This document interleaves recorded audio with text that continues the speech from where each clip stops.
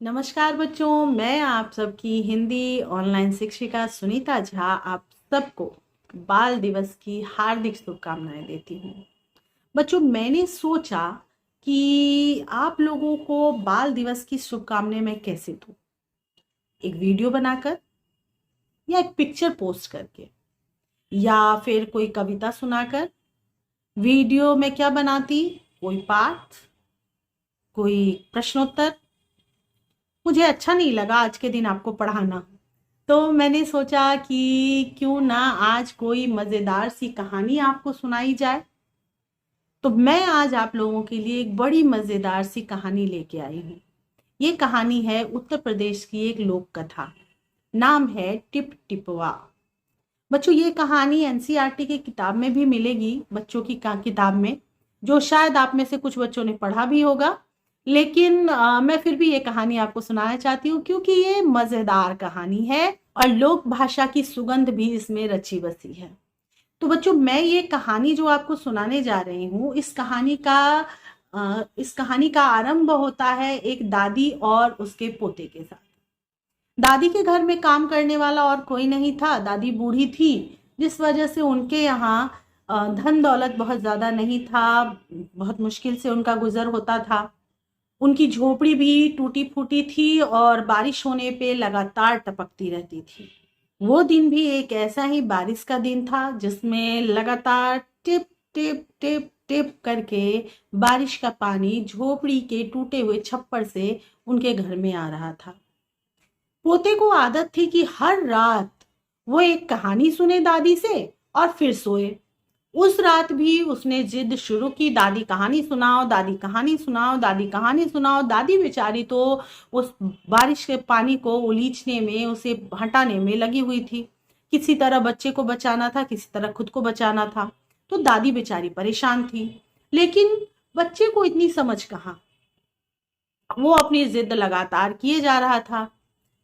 तो उस पर चिढ़कर दादी ने कहा, अरे बचवा, कहानी का क्या है, पहले टिप टिपुआ से तो बच ले। टिप टिपुआ तो जान लेने पे लगा हुआ है। ये सुनकर बच्चे को समझ में नहीं आया कि आखिर ये टिप टिपुआ है कौन और ऐसा कौन है जो दादी की जान लेने को लगा हुआ है।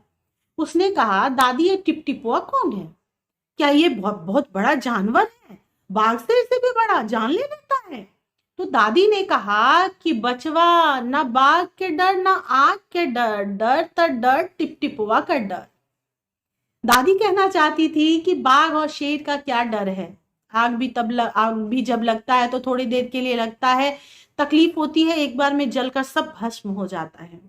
बाघ मिलेगा तब जब मैं घर से बाहर निकलूंगी, कोई जंगल में जाऊंगी, बाघ भी एक बार में मार के खत्म कर देता है। लेकिन ये जो लगातार पूरे दिन सुबह से टिप टिप टिप टिप थोड़ा थोड़ा करके जो बारिश का पानी घर में आ रहा है, वो कितनी तकलीफ दे है, तुम्हें दिख नहीं रहा, तुम्हें समझ नहीं आ रहा है। तो दादी ने उस टिप टिप करके बारिश जो हो रही थी उसको टिप टिपुआ कहा था। लेकिन बच्चे को लगा कि टिप टिपुआ कोई बहुत भयानक जानवर है जो कि जान ले लेता है। बच्चा तो नादान था, उसको तो ऐसा लगा कोई बात नहीं। लेकिन संयोगवश उसी समय एक बाघ जो पास के ही जंगल से बाहर निकल आया था और बारिश से छुपने की कोशिश में उस झोपड़ी के पास ही बैठा हुआ था, उसने भी इस बात को सुन लिया। अब वो बाघ भी ये समझ नहीं पाया कि टिपटिपुआ क्या होता है। सोचने लगा, अरे भाई, ये बूढ़ी दादी ना बाघ से डरती है ना आग से डरती है, डरती है तो सिर्फ टिपटिपुआ से। इसका मतलब जरूर ये टिपटिपुआ कोई बड़ी बला होगी। भगवान इस बला से मुझे बचा के रखे। और ये सोचकर वो बाघ वहां से 9 2 11 हो गया, भाग गया। भागकर वो जंगल में झाड़ियों में पेड़ के नीचे जाकर छुप गया ताकि बारिश से भी बच सके और टिप टिपुआ से भी बच सके। ये तो हो गई वो कहानी। उसी रात उसी गांव में एक धोबी का गधा भी खो गया था। शायद बाहर निकला होगा चरने में, बारिश होने लगी, वो भी कहीं खड़ा हो गया होगा, अभी तक वो लौट के नहीं आया था। रात हो चुकी थी। धोबी के कमाई का इकलौता जरिया था वो, जिससे वो धुलने के लिए कपड़े लाता था और धुले हुए कपड़े लोगों तक पहुंचाता था। धोबी को चिंता होने लगी। धोबी बहुत परेशान था, उसने बहुत देर से ढूंढा भी था, लेकिन उसे उस गधे का कोई अता पता नहीं मिला। तो उसकी पत्नी ने उसे सलाह दिया कि जाकर गांव के पंडित जी से क्यों नहीं पूछ लेते, शायद वह ग्रह नक्षत्र देखकर बता सके कि हमारा गधा कहाँ छुपा हुआ है, कहाँ गुम हो गया है, किसी ने चुरा लिया, क्या हुआ। तो ये बात धोबी को भी जच गई और वो पहुंच गया पंडित जी के घर। लेकिन बारिश तो वहां भी हो रही थी सुबह से। पंडित जी बेचारे भी बारिश से परेशान थे और उनके घर में जो बारिश का पानी आ रहा था उसको वो उलीच रहे थे, लगातार बाहर फेंक रहे थे।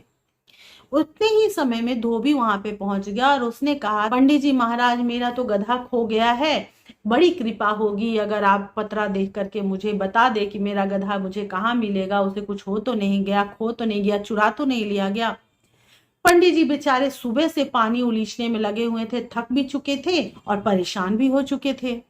तो उन्होंने एकदम से चिढ़कर, झुंझला कर कहा कि अरे भाई, तुम्हारे गधे के बारे में मेरे पत्रे में लिखा हुआ है क्या, जो मैं तुम्हें देखकर बता दूं कि वो कहाँ पे है? कोई अता पता नहीं है उसका मेरे पास, जाकर खुद से ढूंढ ले।